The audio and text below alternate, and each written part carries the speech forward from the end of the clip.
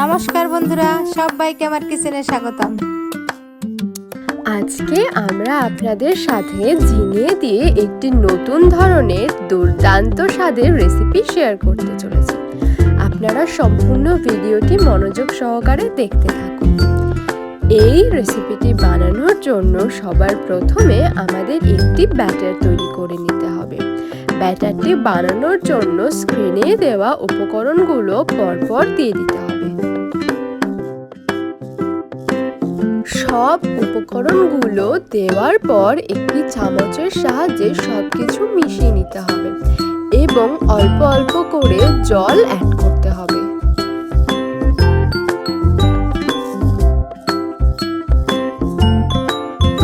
খুব ভালোভাবে হুইস্ক করে স্মুথ একটি ব্যাটার তৈরি করে নিতে হবে। ব্যাটারের মধ্যে যাতে কোনো দানাদার অংশ না থাকে। এবার একটি কড়াইতে বেশ খানিকটা পরিমাণের সাদা তেল গরম করে নিতে হবে। এবার আগে থেকে খোসা ছাড়িয়ে কেটে রাখা ঝিঙের পিসগুলোকে ব্যাটারের মধ্যে ডিপ করে গরম তেলে ছেড়ে দিতে হবে। একে একে সবকটি ঝিঙের পিস ব্যাটারে ডিপ করে গরম তেলে দিয়ে দিতে হবে।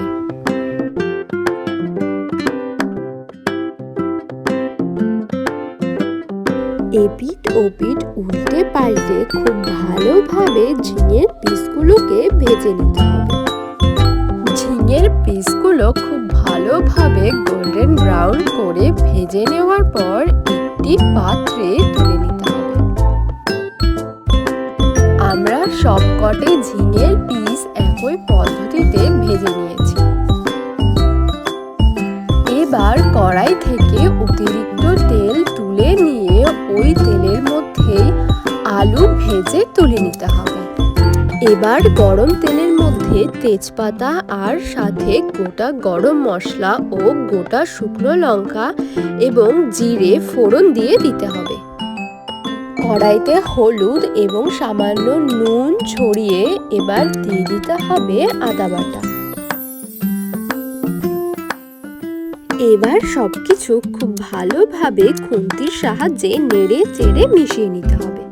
এবার দিয়ে দিতে হবে এর মধ্যে বাড়িতে বানানো ভাজা মশলা, যার মধ্যে সব রকমের মশলা রয়েছে, এবং দিতে হবে টমেটো কুচি।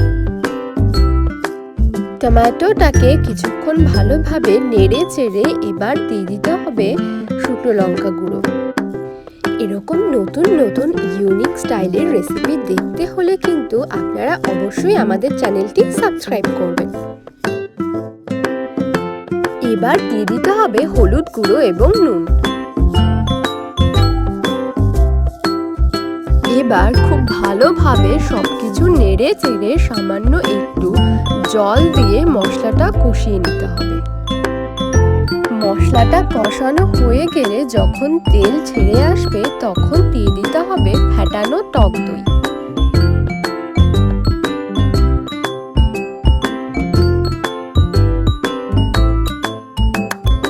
কিছুক্ষণ সবকিছু ভালোভাবে নেড়ে চেড়ে নেওয়ার পর দিয়ে দিতে হবে কাজু বাদাম বাটা।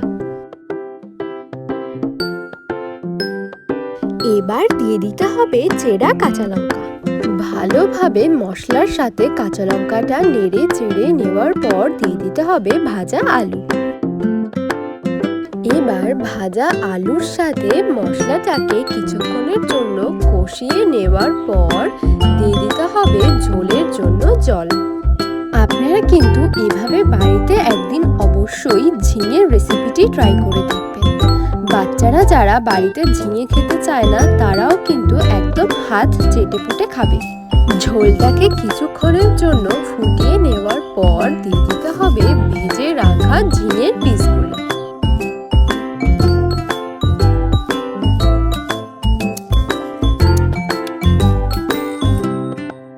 তরকারির টেস্টটা ব্যালেন্স করার জন্য দিয়ে দিতে হবে একটু চিনি।